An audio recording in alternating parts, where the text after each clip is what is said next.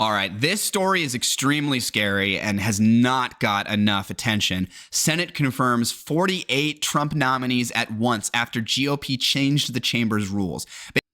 The Senate has confirmed 48 of President Donald Trump's nominees at once, voting for the first time under new rules to begin clearing a backlog of executive branch positions that had been delayed by Democrats. Frustrated by the stalling tactics, Senate Republicans moved last week to make it easier to confirm large groups of lower-level, non-judicial nominations. Democrats had forced multiple votes on almost every one of Trump's picks, infuriating the president and tying up the Senate floor. Now, let's not pretend that the Democrats are the only ones to do this, right? The Republicans, literally every single time they get into, they are the minority in the Senate, and the Democrats are the one to make these lifetime federal judicial appointees. They are the ones doing all the delay tactics, okay? So don't get it twisted that the Democrats are the only one doing these delay tactics, right? That's just sort of a baked-in part of the federal lifetime appointee judicial nominee process. The new rules allow Senate Republicans to move multiple nominees with a simple majority vote, a process that would have previously been blocked with just one objection. The rules don't apply to judicial nominees or high-level cabinet posts. The rules don't apply to judicial nominations or high-level cabinet posts. Republicans have fixed a broken process, Senate Majority Leader John Thune said ahead of the vote. The Senate voted 51-47 to confirm the 4 dozen nominees. Thune said that those confirmed on Thursday had all received bipartisan votes in committee, including deputy secretaries for the Department of Defense, Interior, Energy, and others. Among the confirmed are Jonathan Morrison, the new administrator of the National Highway Traffic Safety Administration, and Kimberly Guilfoyle as U.S. ambassador to Greece. Guilfoyle is a former California prosecutor and television news personality who led the fundraising for Trump's 2020 campaign and was once engaged to Trump's son, Donald Trump Jr. Wow, that's not a conflict of interest or anything, right? Oh my God, these people don't care at all about appearance of impropriety or conflict of interest or corruption or anything like that, right? They don't care. They don't care anymore. It's so crazy to watch a whole administration of people that don't care. It's crazy. Thune's move is the latest salvo after a dozen years of gradual changes by both parties to weaken the filibuster and make the nominations process more partisan. Both parties have obstructed each other's nominees for years, and senators in both parties have advocated for speeding up the process when they are in the majority. Republicans first proposed changing the rules in early August, when the Senate left for a month-long recess after a breakdown in bipartisan negotiations over the confirmation process, and Trump told Senate Democratic leader Chuck Schumer to go to hell on social media. The president of the United States telling Chuck Schumer to go to hell is a little bit funny. Okay, I'm not going to lie about that. Democrats have blocked more, and also to clear up so it seems like the change of these rules are for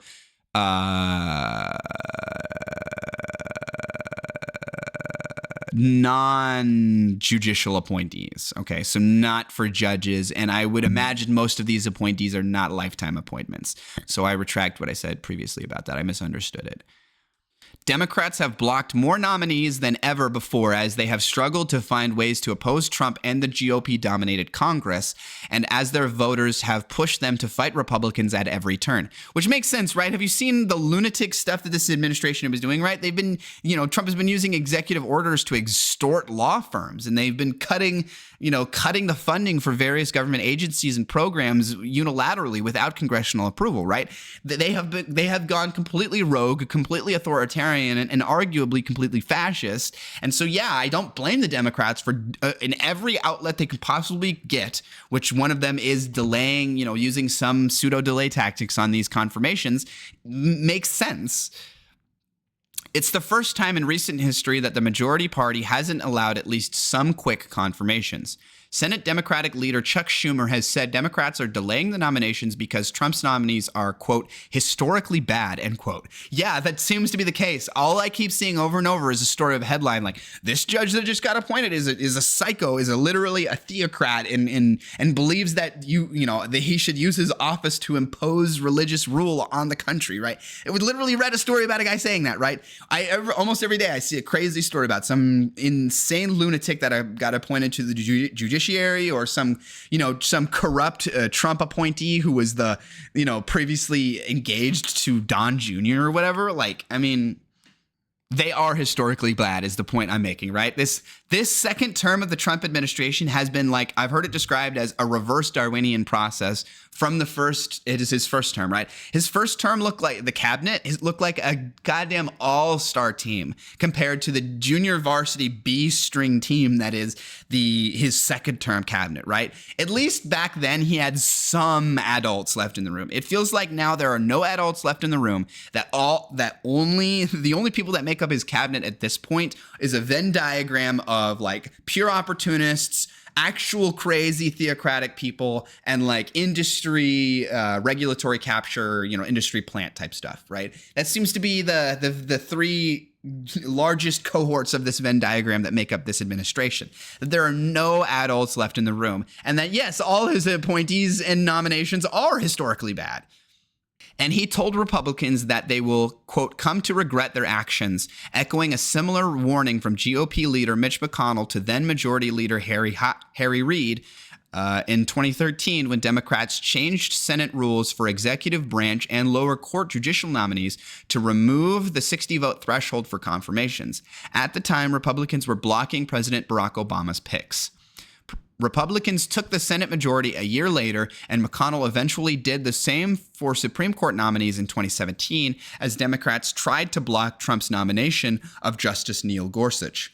What Republicans have done is chip away at the Senate even more to give Donald Trump more power and to rubber stamp whoever he wants, whenever he wants them, no questions asked, Schumer said last week. Republicans will move to confirm a second tranche of nominees in the coming weeks, gradually clearing the list of more than 100 nominations that have been pending for months. There will be more to come, Thune said Thursday, and will ensure that President Trump's administration is filled at a pace that looks more like those of his predecessors, end quote.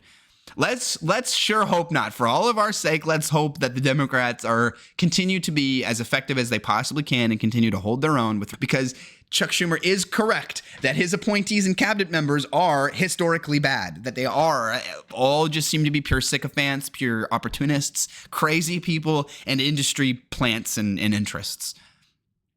This seems super dangerous to me, though, right? This seems like they're inching closer and closer to the doing away of the blue slip system entirely, which my understanding is the blue slip system is sort of the term for which this vetting process is given, right? It seems to be obviously a bit less impactful that they're doing this kind of change for like non-lifetime appointees, non-judicial appointees, like, the ambassador to Greece or something, right? I'm not going to argue that the ambassador, whoever gets appointed the ambassador to Greece is a less important position than some lifetime federal judicial appointee. But I worry that like this shows like kind of where they're inching. They're taking one step closer every day to saying, you know what? Why don't we just allow them to do, why don't we just do this for judicial appointees too? Yeah. Why don't we, that'll allow us to stack the court in our favor. All these 150 vacancies, we could just fill them immediately, instead of having it take a 2 or 3 year process like it normally would.